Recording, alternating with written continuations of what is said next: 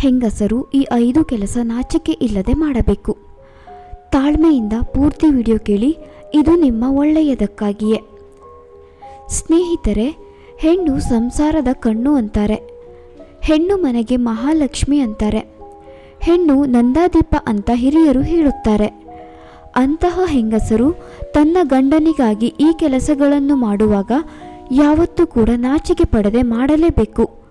ಹಾಗಾದರೆ ಬನ್ನಿ, ಹೆಂಗಸರು ಗಂಡನಿಗಾಗಿ ನಾಚಿಕೆ ಪಡದೆ ಮಾಡಲೇಬೇಕಾದಂತಹ ಕೆಲಸಗಳು ಯಾವುದೆಂದರೆ, ಹೆಂಗಸರು ತನ್ನ ಗಂಡನ ಜೊತೆ ಸಂಭೋಗ ಮಾಡುವಾಗ ಯಾವತ್ತೂ ಕೂಡ ನಾಚಿಕೊಳ್ಳದೆ ಭಾಗಿಯಾಗಬೇಕು.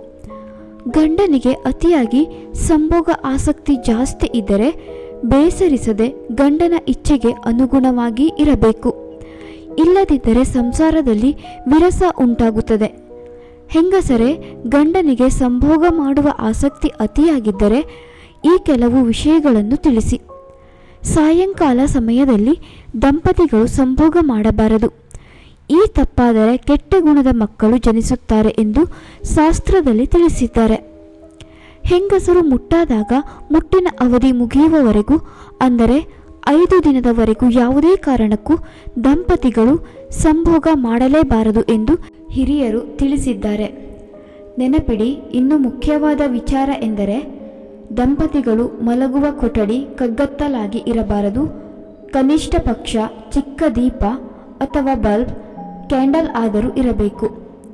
ದಂಪತಿಗಳು ಕತ್ತಲಲ್ಲಿ ಸಂಭೋಗ ಮಾಡಿದರೆ ಜೀವನದಲ್ಲಿ ದಾರಿದ್ರ್ಯ ಕಾಡುತ್ತದೆ.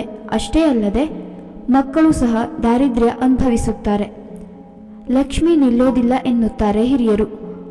ಇನ್ನು ಗಂಡಸರು ಸಂಭೋಗ ಮಾಡಿದ ನಂತರ, ಅಂದರೆ ಬೆಳಗ್ಗೆ ಎದ್ದ ನಂತರ ಕಡ್ಡಾಯವಾಗಿ ತಲೆ ಸ್ನಾನ ಮಾಡಲೇಬೇಕು.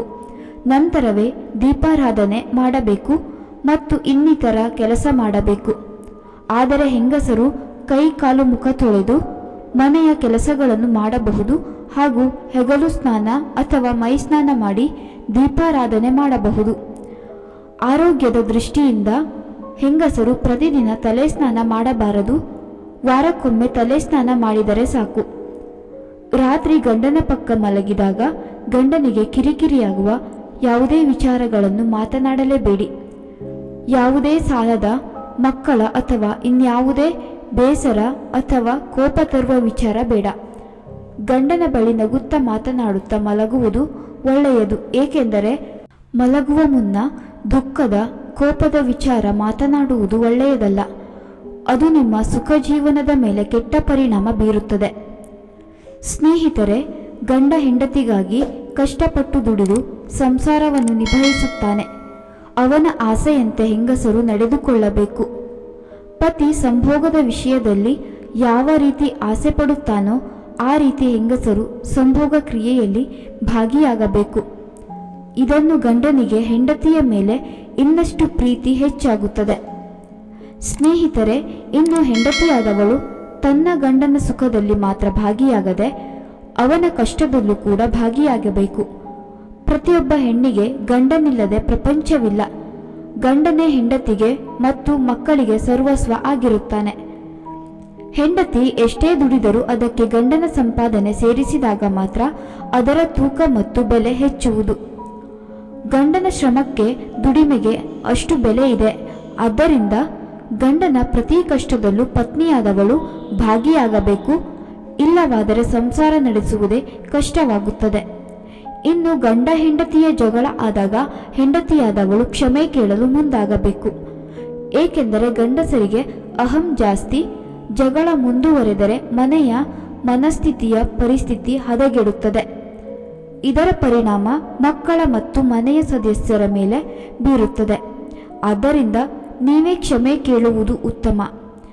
ಇದರಿಂದ ನೀವೇ ದೊಡ್ಡವರಾಗುತ್ತೀರ ಹೊರತು ಸಣ್ಣವರಾಗುವುದಿಲ್ಲ. ಅದು ಅಲ್ಲದೆ ಗಂಡ ಹೊರಗಿನ ಟೆನ್ಷನ್, ವರ್ಕ್ ಪ್ರೆಷರ್ನಲ್ಲಿ ಹೆಂಡತಿಗೆ ಸಿಟ್ಟಿನಿಂದ ಕೆಲವು ಮಾತುಗಳನ್ನು ಆಡಬಹುದು. ಆದರೆ ಅದನ್ನು ಹೆಂಡತಿಯಾದವಳು ಚೆನ್ನಾಗಿ ಅರ್ಥ ಮಾಡಿಕೊಂಡು ಗಂಡನಲ್ಲಿ ನಾಚಿಕೆ ಇಲ್ಲದೆ ಕ್ಷಮೆ ಕೇಳಬೇಕು. ಇದು ಸಂಸಾರದ ಒಳಿತಿಗಾಗಿ. ಹೆಣ್ಣು ಸಂಸಾರದ ಕಣ್ಣು, ಮರೆಯದಿರಿ. ಸ್ನೇಹಿತರೆ, ಈ ಮಾಹಿತಿ ನಿಮಗೆ ಇಷ್ಟವಾಗಿದ್ದಲ್ಲಿ ದಯವಿಟ್ಟು ಈ ವಿಡಿಯೋಗೆ ಒಂದು ಲೈಕ್ ಮಾಡಿ, ಶೇರ್ ಮಾಡಿ ಹಾಗೂ ನಮ್ಮ ಚಾನಲ್ಗೆ ಸಬ್ಸ್ಕ್ರೈಬ್ ಮಾಡಿಕೊಳ್ಳಿ. ಧನ್ಯವಾದಗಳು.